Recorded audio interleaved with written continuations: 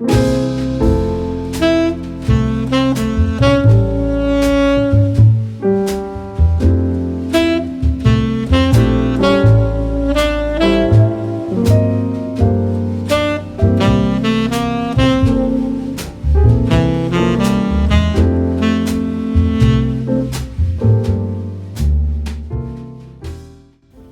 you're going to load the file for the front of the body, or body part 1, and we are going to stitch the placement lines on a new piece of medium tearaway stabilizer.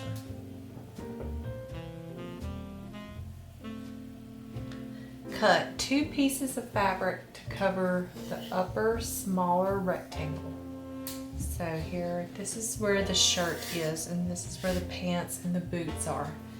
So I'm using red for the shirt and brown for the pants, and I've cut them both the same size, and they should generously cover the box. So you don't want to cut it like perfectly, you know, allow yourself an inch on each side and ½ inch side to side. All fabrics for this hooping will have the stretch going from side to side, not up and down. So all your stretch is going to be across the body.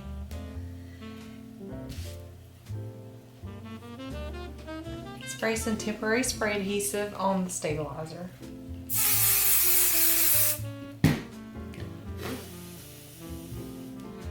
Now we're going to place our shirt fabric so it overlaps this line by ½ inch.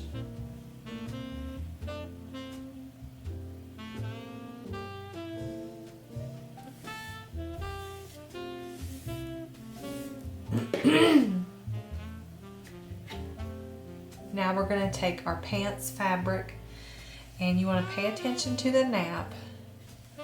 So the nap is going in the same direction, and then we're going to flip it over and place it right on top of our shirt fabric and tape it in place.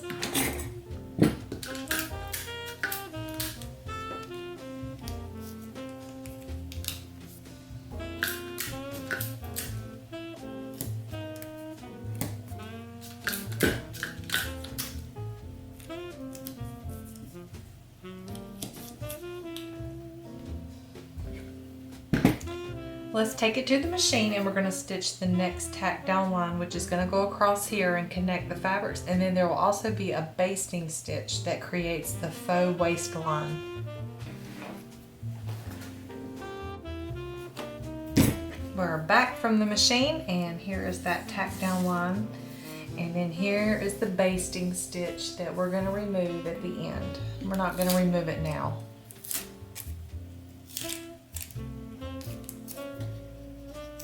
We're just going to remove our tape.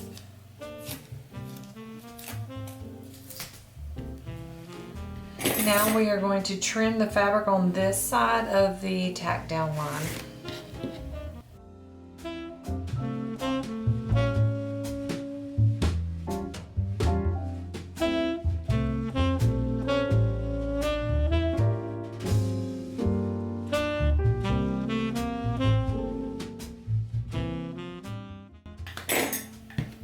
So here it is, we've trimmed it, and now we're going to spray some temporary spray adhesive.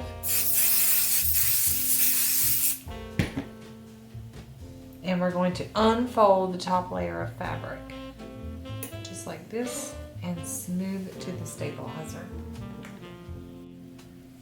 I'm going to take it to the machine, and we are going to stitch some tack down lines.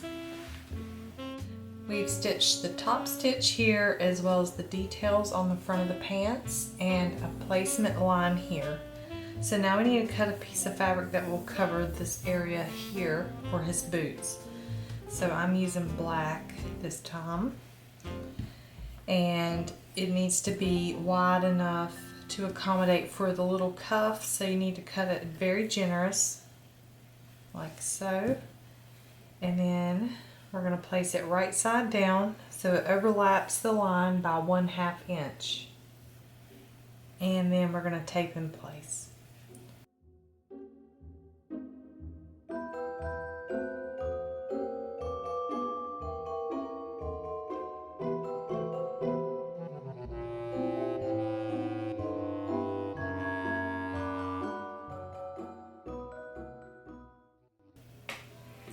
Alright, now we're going to take it to the machine and stitch the tack down line as well as a basting stitch. Here is the tack down line and here's the basting stitch. So now let's just remove the tape and we're going to trim the fabric close to the tack down line right here.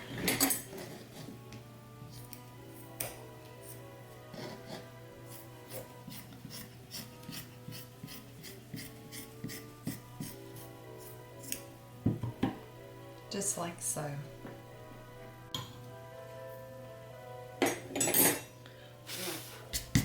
Next we're going to spray temporary spray adhesive here.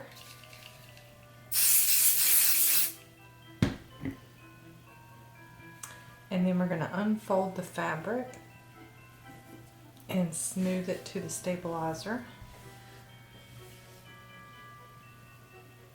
And now we're going to take it to the embroidery machine and we're going to stitch a top stitch. Here is that top stitch. I don't know if you can see it. I stitched it in white, but it's hard to see. So then the next thing is you have a choice to make. You can stitch 3 hollow circles and use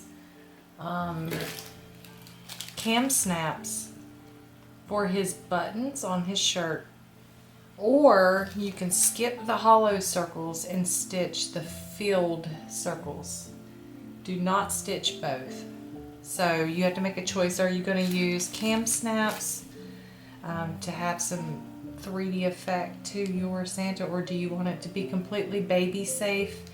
In that case, I would recommend the embroidered buttons. So I'm going to stitch the hollow circles, but I'm not going to stitch both. So please don't stitch both. Here you can see I have stitched the hollow circles and I skipped the filled circles, which are the next color. So now we're going to go back to the machine and we're going to stitch the support circle for the head, and then we're going to go ahead and stitch the leaf shapes on the boots.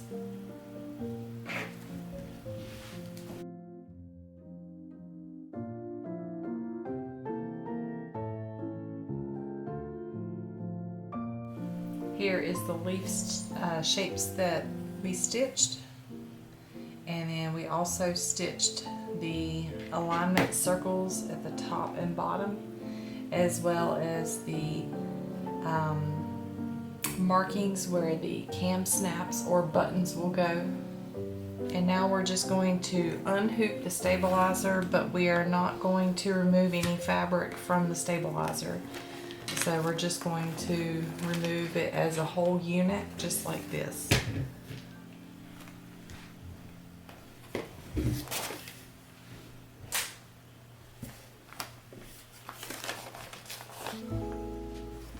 And here's what the back looks like.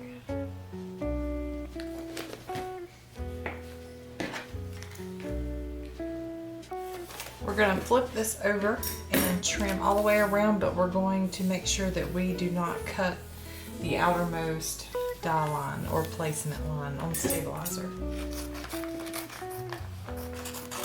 And only cut the stabilizer and not the fabric.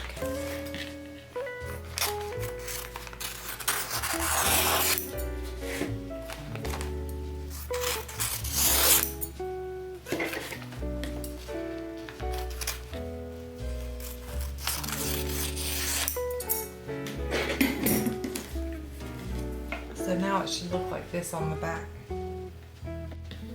So now we'll just set this aside for later and move to the next hooping, which is the back part of the body.